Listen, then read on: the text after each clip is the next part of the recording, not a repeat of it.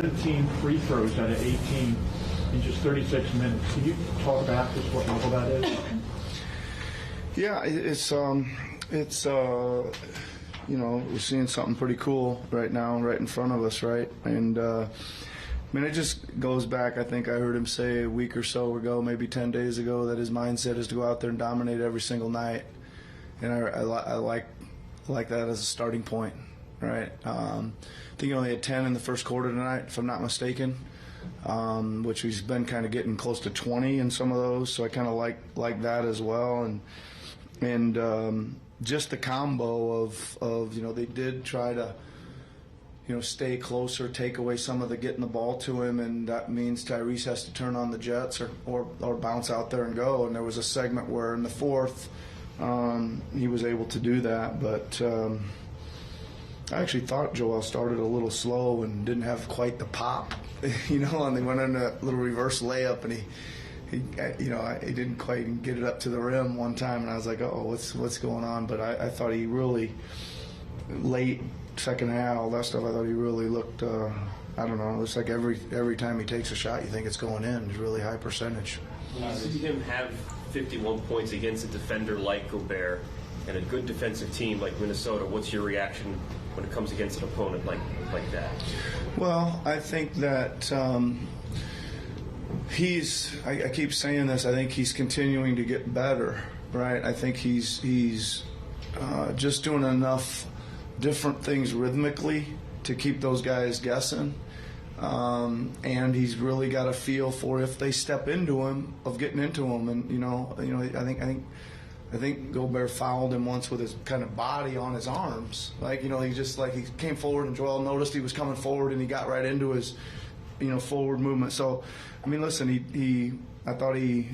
my favorite stuff is every now and then he's shooting, he makes it, and then all of a sudden he goes down the lane and dunks it on about 3 people. I like the force downhill, right? Because that is going to start to draw some other things, and those are also pretty high percentage shots. So that's why we like them. Yeah. It kind of came as a side plot in this game, but any idea right now with D'Anthony, what lies ahead for him? Yeah, he took a knee to the thigh. Nothing else wrong with any part of his knee or any of that stuff. It was in the thigh, so those are sore, and those will probably be even more sore tomorrow. But we'll get a more of an eval. But that's what happened. Tyrese was obviously sensational in the fourth quarter, but it feels like he made some adjustments in order to finish up over guys like Gobert, Towns, McDaniels. What did you guys see? Yeah, so I wasn't very happy with the pace and the speed we came out the second half with. We got a little bit of as we walked out onto the floor, I was like, where's Melt? And they're like, Melt's out. And we're like, Pat, get in there. And we kind of came out kind of like that. And I just asked Tyrese, I said, you got to play a lot. You got to get the ball up the floor, play faster. You got to be more decisive. If they pressure you, go around them, whatever. Okay. And I thought he did pick up his pace. But again, when they set that screen, if they're going to try to not let Joel get the ball back on the pocket pass, then there's not much in front of him. If he sets a good screen and he's the defender's behind him, so he's got to go make the next play. Even Pat Bev saw that 2 or 3 plays in a row that they were staying, so he couldn't get it back, and went in and made the floater, dumped one off to KJ. You got to read what's happening out there, and I thought that's what Tyrese did a great job of. Yeah.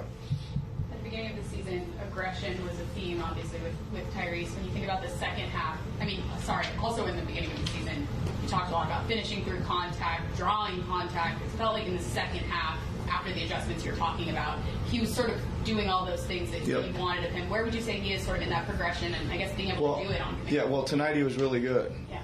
I like when he turns the corner and he looks down there and he's got a runway, but he still sees Gobert there. And he just throws on the jets and jumps in the, goes at him, right? Moves it around, gets, hits him, whatever it is. That's this kind of aggressiveness that we're talking about. There's opening, there's space, man. You got to attack downhill and figure it out later, not sit there and say, oh, I don't want to go down there against, and then all of a sudden the play stalls and the guy's back in front and they're all back to their man, all that stuff. So that was awesome. That was the best he's done that tonight, and I didn't think it was that out. You're looking down there, and there's a shot blocker down there, and he was going down there and attacking him. Kind of seemed like the unit opened the second quarter, got off to a much better start because you were moving the ball both sides of the floor. Do you feel like when things kind of slow down for you guys on offense in that unit, it's as reductive as we need more movement? I think for sure there's a whole kind of another package those guys are going to run when Joel's off the floor, right? We did one of the benefits of the way we ended up with a few guys out tonight is we went back to kind of one of our early season rotations where we got Tobias out early and Tyrese out early and brought them both back to start. So Tobias was starting the second. And again, I thought he had a good game tonight. I thought he worked really hard. He's matched up on Edwards. He was matched up on Towns. He was back to Edwards late back to Edwards late. Then he picked up his fifth, and we put Kelly back on Edwards. And so I thought he chased the ball. I thought he made some great drives. I think he didn't finish a couple. Was getting a little bit, whatever. But then he goes down there and dunks one. And he goes off and scores one, and then he gets an offensive rebound here or there. I was really happy with Tobias. As just kind of like energy and effort all night long. You went with JJ in the second half a couple of times. Yep.